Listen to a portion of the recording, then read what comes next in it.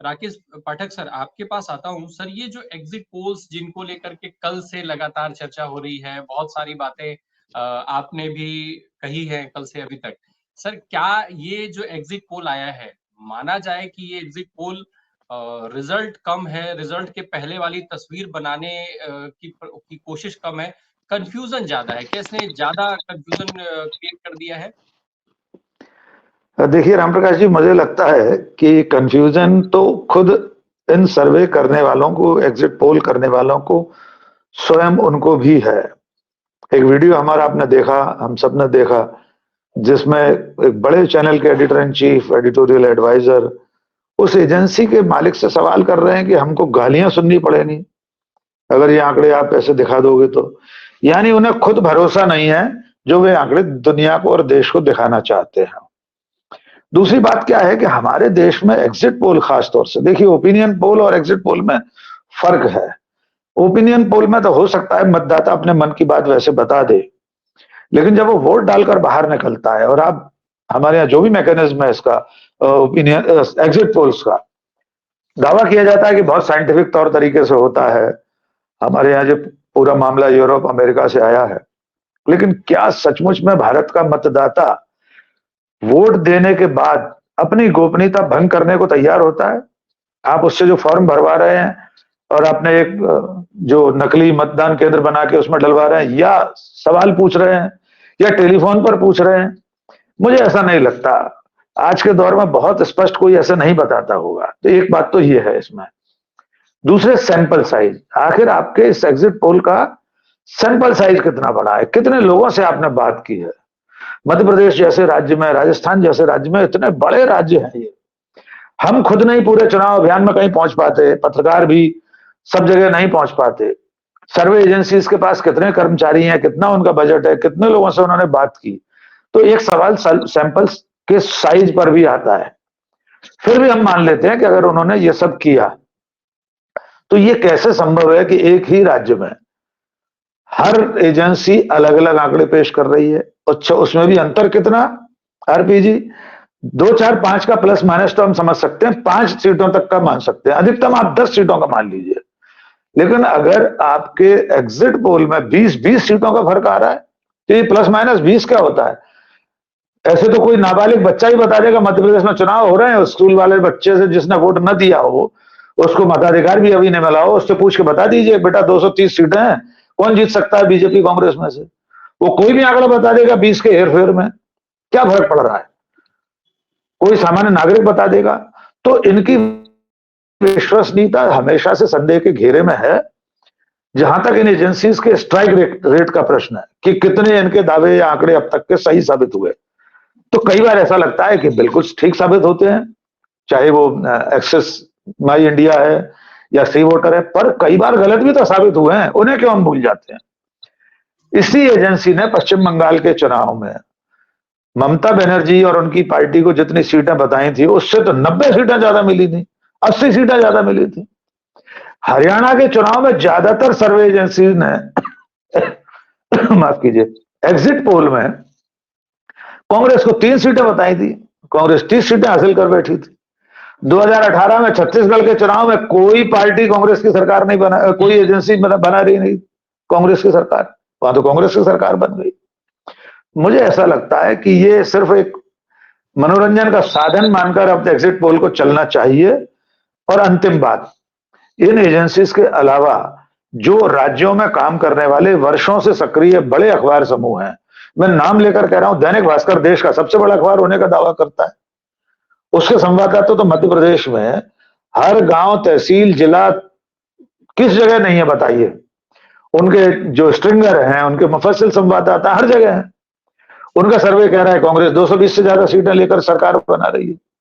तो जिनके पास अपना खुद का नेटवर्क गांव-गांव, तहसील, कस्बे तक है, उनके आंकड़े और ये जो सर्वे एजेंसियां हैं जिन्होंने कुल मिलाकर 500 लड़के लड़कियां हायर किए होंगे, 500 तो मैं बहुत ज्यादा बता रहा हूं, इतने तो नहीं होंगे किसी के, इतने इनके पास बजट नहीं है, इनसे कौन सर्वे करा रहा है, उनको कौन पैसे दे रहा है, ये भी सवाल पूछिए। आखिर देश के सबसे बड़े चैनल के अलावा और कितने ऐसे चैनल हैं जिनकी ये स्थिति है, जो चैनल अपने स्टाफ को तनख्वाह नहीं बांट पा रहे हैं, वे 5 राज्यों में एग्जिट पोल के लिए एजेंसी को पैसे देंगे। ये बैठ के आंकड़े कहीं भी बना सकते हैं आप। तो जो अखबार समूह है, जिनके संवाददाता वर्षों से काम कर रहे हैं, उनका जो फीडबैक होगा, मुझे लगता है वो ज्यादा विश्वसनीय हो सकता है। फिर भी अंतिम बात, मतदाता बहुत सयाना है, चतुर सुजान है, वो अपनी मंशा छुपा कर रख सकता है। उसने क्या किया है ये सिर्फ 3 दिसंबर को पता चलेगा। फिलहाल मैं मध्य प्रदेश के मामले में अभी भी असमंजस में हूं इस सर्वे के, एग्जिट पोल के नतीजों के बाद, कि ये नतीजे शायद सही साबित नहीं होंगे। जी राम प्रकाश जी। डॉक्टर राकेश पाठक सर, कई सारे सवाल हो गए हैं पहले, लेकिन सवाल में सबसे बड़ी दिक्कत ये हो जा रही है कि आपको मध्य प्रदेश से बाहर ले जाने की इच्छा नहीं हो रही है अभी, क्योंकि बार बार दिमाग घूम करके सीधे वही मध्य प्रदेश पे जाता है। दूसरा उसका एक बड़ा कारण ये भी है कि जब मैं आज 1 बजे शो कर रहा था अपना, तब भी एग्जिट पोल्स को लेकर के लोग यही सवाल उठाया जाता है कि कहीं से भी एग्जिट पोल के आसपास जाने लायक दिख रहा है। अब वो जो सवाल है वो इतनी दफे हो चुके हैं कि उससे बाहर जा ही नहीं पा रहा हूं मैं। खैर, एक चीज वो एग्जिट पोल को सर, अभी इस शो में लगातार लोग एग्जिट पोल को पनौती पोल भी बताना शुरू कर दिए हैं। एक ये फिर टर्म्स को जोड़ करके इस्तेमाल होने लग गया है। दूसरा सर, जो सीपी राय सर बात कह रहे थे, तो सर भारतीय जनता पार्टी वापस से घूम करके फिर से इस पूरी परिस्थिति के लिए जिम्मेदार जो है वो कांग्रेस को बताना शुरू कर देती है, पंडित नेहरू को बताना शुरू कर देती है, कार्यकाल पे सवाल उठाना शुरू कर देती है। तो ये जो सवाल है वो उनके फेवरेबल हो जाते हैं। जब भी बात होती है इस पर कि भाई आज ये हालात हैं, तो वो पिछले 1 दशक की बात नहीं करेंगे। 1 दशक के पहले के जो 7 दशक है, उन दशकों की बात होगी। तो ये तो उनके मुफीद हो जाता है, नंबर 1। दूसरी चीज ये सर कि चुनाव के समय पर ये मुद्दे कहाँ चले जाते हैं? आखिर जनता अपने सवाल खुद क्यों नहीं पूछती है नेताओं से? नेता उनके दरवाजे पर जाता है, हाथ जोड़ता है, जनता सवाल नहीं पूछती है। लेकिन क्या मुझे लगता है ये भी है सर, एक चीज और इसमें जोड़ना चाहता हूं मैं, जैसा सीपी राय सर ने कहा कि जनता बोलती नहीं है लेकिन जवाब जो है वो दे देती है। तो क्या जनता का केवल ये जवाब दिए जाना पर्याप्त है इस तरीके से? क्योंकि इससे कोई दशा तो नहीं बदल रही है जनता की। देखिए, बहुत व्यापक फलक पर चर्चा हो रही है। आदरणीय डॉक्टर राय साहब ने और हिमांशु जी ने बहुत ही विस्तृत फलक पर जितने जरूरी मुद्दे हमारे समय के, समाज के, देश के, सब पर रोशनी डाली है। मैं उन्हीं में से थोड़ी थोड़ी चीजें ले लेता हूं, आपके सवाल उसमें सब आ जाएंगे। नंबर 1, हमारा देश लोक कल्याणकारी राज्य, वेलफेयर स्टेट है। इसमें बिल्कुल ठीक है हिमांशु जी ने कि ये व्यापारिक मानसिकता के लोग हैं जो सत्ता में बैठे हैं, ये व्यापार करने के लिए आए हैं। तो कहते भी हमारी तो रगों में, हम तो बनिए, हमारी रगों में व्यापार है, अमित शाह साहब का बयान है। लेकिन वेलफेयर स्टेट में व्यापार करने के लिए नहीं होती सरकार। सरकार का काम है लोक कल्याण, समाज के लिए, लोगों के लिए, नागरिकों के लिए जो जरूरी चीजें हैं वो मुहैया कराना, जुटाना। हिमांशु जी कुछ कह रहे हैं? जी जी, बनिया साहब, बनिया का जो डेफिनेशन वो दे रहे वो नहीं है। आप गुजरात में आके बनिया को देखिए, बनिया महाजन व्यवस्था जो है, जो जिसको बोले ना कि गाय और ये सब जो जानवर होते हैं ना, उनकी जो, उसको गुजराती में पांजरापोड़ बोलते हैं, जहां पे गाय वगैरह को रखा जाता है, गौशाला। ये बनिया और लोहाना, मेरे में दोनों ब्लड है। मेरी माताजी लोहाना है, मेरे फादर बनिया है, तो मेरे में दोनों का ब्लड है। तो महाजन व्यवस्था जो है, जो गूंगे पशु होते हैं उनकी सेवा करना, पैसा कमा के समाज में वापस देना, ये बनियों की परंपरा रही है। बनियों की परंपरा जो बताया जा रहा है वो नहीं है। सब व्यापार करते हैं बनिए, लेकिन वापस देते हैं। वो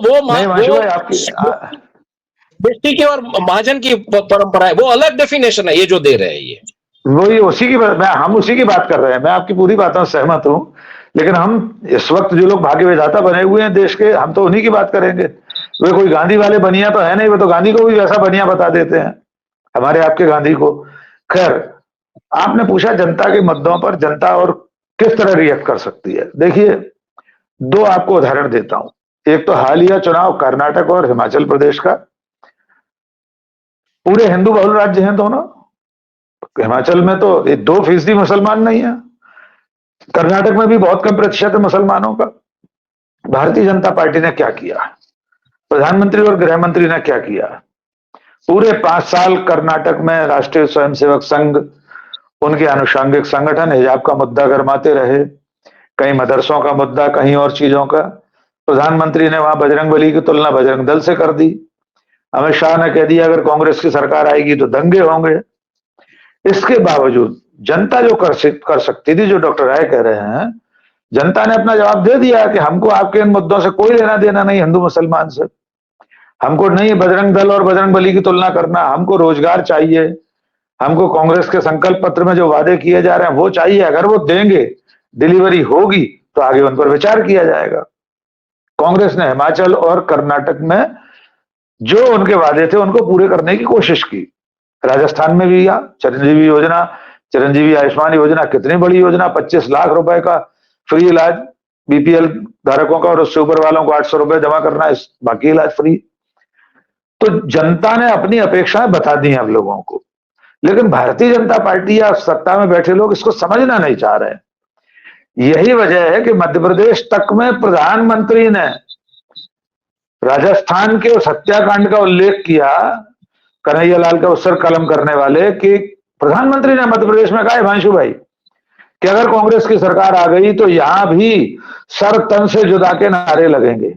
वो मध्य प्रदेश जो शांति का टापू है, जहां पर दंगे नहीं हुए, गिनती के दंगे मान लीजिए आजादी के बाद से अब तक अपवाद स्वरूप दंगे हुए हैं, हिंदू मुसलमानों के बीच में भाईचारे की मिसाल है मध्य प्रदेश। वहां आकर अगर बीजेपी या भारतीय जनता पार्टी के नेता, प्रधानमंत्री हिंदू मुस्लिम की बात करें और जनता ये कहे कि हमको तो रोजगार चाहिए, हमको पटवारी परीक्षा में जो गड़बड़ी हुई है उसका जवाब चाहिए, व्यापम घोटाले का जवाब चाहिए, महाकाल की मूर्तियां जरा सी आंधी में कैसे ढह गई उसका जवाब चाहिए, ये जब मुद्दे जनता पूछने लगे, जनता बात करने लगे, तो ये मानकर चलना चाहिए कि सत्ता में बैठे लोग जो नैरेटिव, जो एजेंडा निर्धारित करना चाहते हैं वो नहीं हो पा रहा।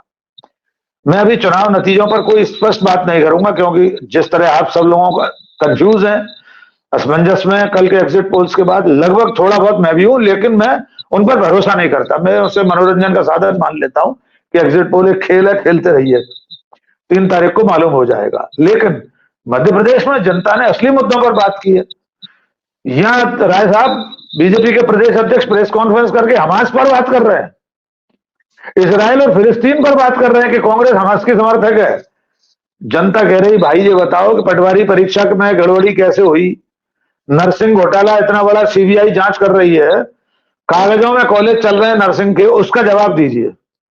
अंतर ये आया है, अब पिछले 9-10 साल में बीजेपी और मोदी जी, उनके तर्कश से सारे तीर चल चुके हैं, उनके तमंचे का अब कार्ट्रिज उस खाली हो चुके हैं, अब उनमें कारतूस नहीं है, उन्हीं खाली कारतूस पर भी ट्रिगर दबा रहे हैं, खाली कारतूस वाले तमंचे में। क्योंकि भारत जोड़ो यात्रा के बाद से राहुल गांधी, कांग्रेस जनता के मुद्दों पर लड़ाई लड़ रही है, और कोई भी राजनीतिक दल हो, अगर उससे सत्ता में आना है, राजनीति करनी है, राजनीति भारत जोड़ो यात्रा हो या कुछ और हो, होती सत्ता के लिए ही है। तो अगर जनता को यह लग रहा है कि उसके मुद्दों पर बात हो रही है, पेट्रोल डीजल की कीमतों पर बात हो रही है, अरहर की दाल कितने रुपए किलो हो गई, इस पर बात हो रही है, तो जो पार्टी ये बात कर रही है उसकी तरफ ध्यान देंगे। मुझे ऐसा लगता है लोकतंत्र में जनता के पास इसके अलावा और कोई तरीका नहीं होता। अंतिम बात, आपने पूछा चुनाव में सत्ता परिवर्तन करने के बाद ही जनता की, मतदाता के कर्तव्य की तिश्री हो जाती है। मुझे ऐसा लगता है कि हमारे लोकतंत्र में यही बहुत बड़ी चीज है कि सत्ता परिवर्तन करके जनता अपनी अपेक्षाएं बता दे, जो सत्ता उसकी अपेक्षाओं पर खरी उतरे उसे अगली बार चुने, चुनने के बाद अगले 5 साल भी उस पर नजर रखे, अपनी मांगों पर बात करती रहे, सत्ता के कानों पर उस नक्कार खाने में तूती बजाती रहे, सत्ता के नक्कार खाने में। यही एक लोकतांत्रिक तरीका हो सकता है, इसके अलावा और कोई तरीका एक डेमोक्रेटिक सिस्टम में नहीं होता। जनता पूरे 5 साल आंदोलन नहीं कर सकती, जनता 5 साल में हर साल बदलाव नहीं कर सकती। हमारे यहाँ जो संविधान ने निर्धारित किया है कि 5 साल बाद बदलाव होगा।